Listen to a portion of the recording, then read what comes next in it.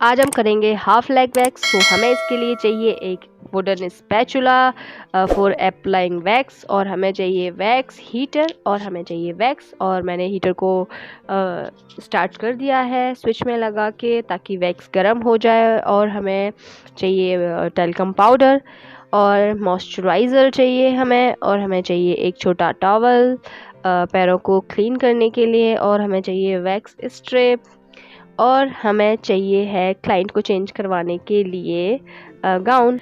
So welcome दोस्तों parlour tips and touch-up पर। तो मैं लक्ष्मी चौहान आपको बताने वाली हूँ फॉर बिगनर्स के लिए लेकर आई हूँ कि हाफ लेग वैक्स कैसे करते हैं, और बिगनर्स कैसे अपने घर पर भी हाफ लेग वैक्स कर सकते हैं, या उन्होंने नया नया पार्लर स्टार्ट किया है तो उन्हें कैसे हाफ लेग वैक्स करना है। तो सबसे पहले आप अपने क्लाइंट को चेंज करवा लीजिए, और उसके बाद आप एक बाउल में पानी ले लीजिए और एक स्पंज से आप उनके लेग्स को क्लीन कर दीजिए, ताकि जितना भी मॉइस्चराइज़र हो उनके पैरों पर वो क्लीन हो जाए। उसके बाद आप टेल्कम पाउडर अप्लाई कर दीजिए, उनके पूरे पैरों पर अच्छे से लगा दीजिए।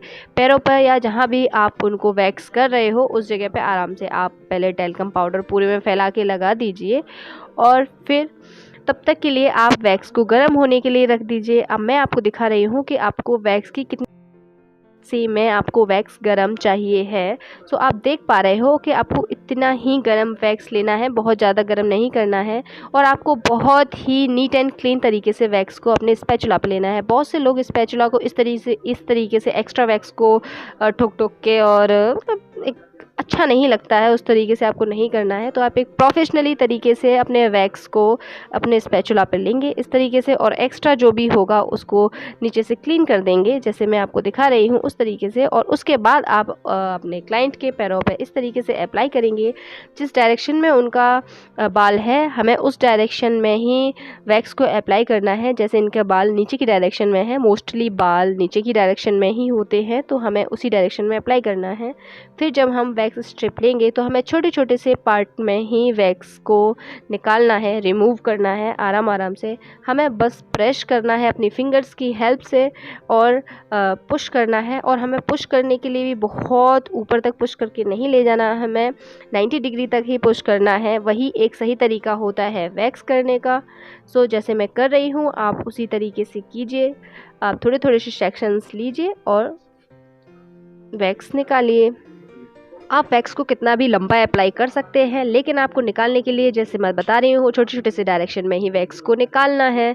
और आपको बहुत से लोग होते हैं जो पूरी पट्टी को एक ही बार में लगा लेते हैं और रफ़ करते रहते हैं थोड़ी देर तक, और फिर जब निकालते हैं तो बहुत ऊपर तक हाथ को लेके जाते हैं, क्लाइंट के मुंह में लगे या कहीं भी। तो ऐसे हमें नहीं करना। ये बहुत ही भद्दा तरीका होता है, पता नहीं कौन से ज़माने का, लेकिन आज भी बहुत से पार्लरों पे ये तरीका यूज़ किया जाता है। तो हमें ऐसा नहीं करना है। हम चाहे जितनी एरिया में वैक्स अप्लाई कर सकते हैं, लेकिन हमें निकालना छोटे छोटे पार्टों में ही होता है, और हमें बहुत ऊपर तक उसको रिमूव पट्टी को खींच के नहीं ले जाना होता। जैसे मैं कर रही हूँ, देखिए आप, थोड़ी थोड़ी सी जगह में मैं कर रही हूँ, और बहुत ऊपर तक नहीं लेके जा रही हूँ, थोड़ा 90 डिग्री तक ही लेके जाती हूँ अपने हाथ को, और वहीं स्टॉप कर लेते हैं। सो इसी तरीके से आपको अपने क्लाइंट को भी वैक्स करना है। अब मैं नीचे की तरफ पैरों में कर रही हूँ। उनके पैरों में उनके ज़्यादा बाल तो नहीं थे, लेकिन टैनिंग बहुत ज़्यादा थी, तो वैक्स टैनिंग भी रिमूव करती है। तो आप पैरों पर इस तरीके से कर सकते हैं। आपको अगर कोई भी आपसे वैक्स ले रहा है और आप सोचो कि उसके पैरों पे बाल नहीं है, या उसके पैरों की उंगलियों में नहीं है, या अंगूठे पे नहीं है, तो आप वहाँ वैक्स नहीं करें, ऐसा नहीं है। आपको वहाँ भी वैक्स करनी है, अच्छे से करनी है, अच्छे से क्लीन हो जाता है, उससे पैर भी पूरा अच्छे से क्लीन हो जाता है, तो आपको वो भी करना है। अगर आपका क्लाइंट हो सके तो अगर वो अपने पीछे या वो निकाल सकता है तो निकलवा लीजिए, अगर वो पायल पहने हैं तो वो भी निकलवा लीजिए, अगर निकाल सकता है तो। अब मैं बैक साइड पे कर रही हूँ, तो मैंने अपने क्लाइंट को उल्टा लेटा लिया है, और उसके बाद मैं बैक में कर रही हूँ। अगर आप क्लाइंट को लिटा के करते हो तो बहुत ही आसानी से आप फ्रंट में भी कर सकते हो और बैक में भी कर सकते हो।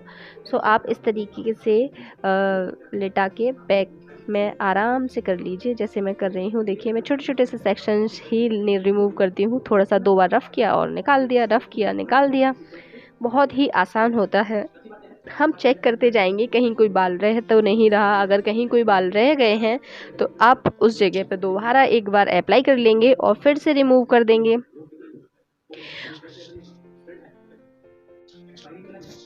हमें वैक्स के गर्म होने का भी बराबर से ध्यान रखना है, कहीं ऐसा ना हो कि वैक्स ज़्यादा गर्म हो जाए और हमारे क्लाइंट को जल सकता है हमारा क्लाइंट उससे। तो इसीलिए हमें वैक्स का भी प्रॉपरली ध्यान रखना है कि बहुत गर्म नहीं होनी चाहिए। हम बार बार अपने क्लाइंट से पूछते भी रहेंगे जब भी हम लगाते हैं वैक्स के, मैम आपको कहीं ज़्यादा गर्म तो नहीं लग रहा है, आप मतलब आपको कंफर्टेबल लग रहा है कि नहीं लग रहा। तो आप कंफर्टेबल तक ही वैक्स को गर्म रखेंगे। अगर आपका क्लाइंट कहता है कि वैक्स गर्म है तो प्लीज़ आप थोड़ी देर वेट कीजिए और हीटर को बंद कर दीजिए। और आप वुडन स्पैचुला का ही यूज़ करेंगे क्योंकि उससे क्लाइंट को जलने का बिल्कुल भी चांस नहीं रहता है। और क्योंकि ये गर्म नहीं होते हैं, कितनी भी गर्म वैक्स बनी रहे हम इसे हीटर में रखें तब भी ये गर्म नहीं होता। और जो भी स्टील के स्पैचुलास होते हैं वो बहुत जल्दी गर्म हो जाते हैं और हम जब भी लगाते हैं तो वो क्लाइंट के पैरों पे या हाथ पे एक निशान छोड़ देते हैं या उन्हें जला देते हैं। सो वो हमें नहीं करना है। आप हमेशा वुडन स्पैचुला का ही यूज़ करें। आप कितना भी स्लोली अगर कर रहे होंगे, वैक्स अप्लाई कर रहे होंगे, अगर आप स्टार्टिंग में हम करते हैं तो हमारा हाथ बहुत जल्दी नहीं चलता है, बहुत स्लोली चलता है। तो आप वुडन स्पैचुला का यूज़ करेंगे तो आपका क्लाइंट बिल्कुल भी नहीं जलेगा, उसे कोई प्रॉब्लम नहीं होगी आपसे और आप चाहे जितनी वैक्स कर सकते हैं। सो आप वुडन स्पैचुला का ही यूज़ करें। आप ये मत सोचिए कि हम इसे फेंक देंगे या आप आराम से इससे तीन चार बार आराम से इससे वैक्स अप्लाई कर सकते हो क्लाइंट को। ये इतनी जल्दी टूटते नहीं हैं अगर आप अफोर्ड नहीं कर सकते हो। अदरवाइज़ तो ये यूज़ एंड थ्रो ही होते हैं कि एक को किया और फेंक दिया।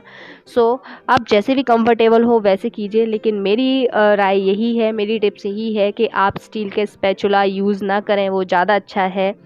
और जैसे मैं आपको दिखा रही हूँ आपको बस उसी तरीके से वैक्स करते जाना है और आप एक बहुत ही अच्छे तरीके से वैक्स करना सीख जाएंगे और बहुत ही नीट एंड क्लीन तरीके से। आपको वैक्स को कहीं टपकूना नहीं है, वो भी गलत तरीका होता है। बहुत ही एम्बैरेसिंग फील करवाता है आपको कि मतलब आपको बताओ वैक्स करना नहीं आता या ये अच्छा तरीका नहीं होता, आपने अच्छी जगह से नहीं सीखा है, आपको अच्छे से करना नहीं आता है। उस तरीके से जब आपकी वैक्स कंप्लीट हो जाए तब आप वापस से अपना बाउल का पानी चेंज कर दीजिए और उसमें फिर से पानी लेके अपने वेब स्पंज की मदद से उनके पैरों को क्लीन कर लीजिए अच्छे तरीके से। कहीं वैक्स नहीं लगी होनी चाहिए या कहीं चिपचिप नहीं होना चाहिए वैक्स का।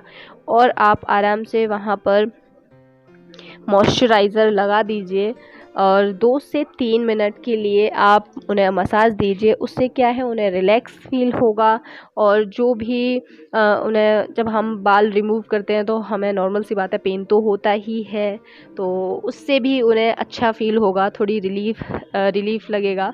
तो देखिए मैं यहाँ पे मॉइस्चराइज़र ले रही हूँ और दोनों पैरों पे अच्छे तरीके से मसाज कर दूंगी। जैसे मैं यहाँ पे एक पैर पे कर रही हूँ, आप भी उसी तरीके से कर दीजिए। आप बहुत ज़्यादा हैवी मसाज मत कीजिए, आप थोड़ी सी 2 से 1 या 1.5 मिनट की मसाज आप ज़रूर दीजिए। ज़रूर ये तो हाईली रिकमेंड करूँगी मैं आपको कि आप 1 से 2 मिनट की मसाज अपने क्लाइंट को ज़रूर दीजिए। भले आपके पास टाइम हो ना हो, आप किसी को रख लीजिए जो ये काम कर सकता है। अगर आपने अगर वैक्स किया है तो कोई आपके एज अ हेल्पर आप वैक्स कर दीजिए और वो आपके क्लाइंट की मसाज कर देगा। तो उससे क्लाइंट भी बहुत सेटिस्फाइड होगा और आपका क्लाइंट कभी भी कहीं और नहीं जाएगा, वो आपका ही रहेगा और आपके ही पास आएगा। सो आप जितना भी क्लाइंट को सेटिस्फाइड करोगे, जितना भी खुश रखोगे, क्लाइंट भी आपसे उतना ही खुश रहेगा और वो हमेशा आपके पास ही आएगा। और जो जब भी आएगा वो एक आध लोगों को लेकर ही आएगा, आपके बारे में बताएगा कि आपका पार्लर अच्छा है, आपने नया खोला है, आप बहुत अच्छी सर्विस देते हो, बहुत अच्छे तरीके से देते हो।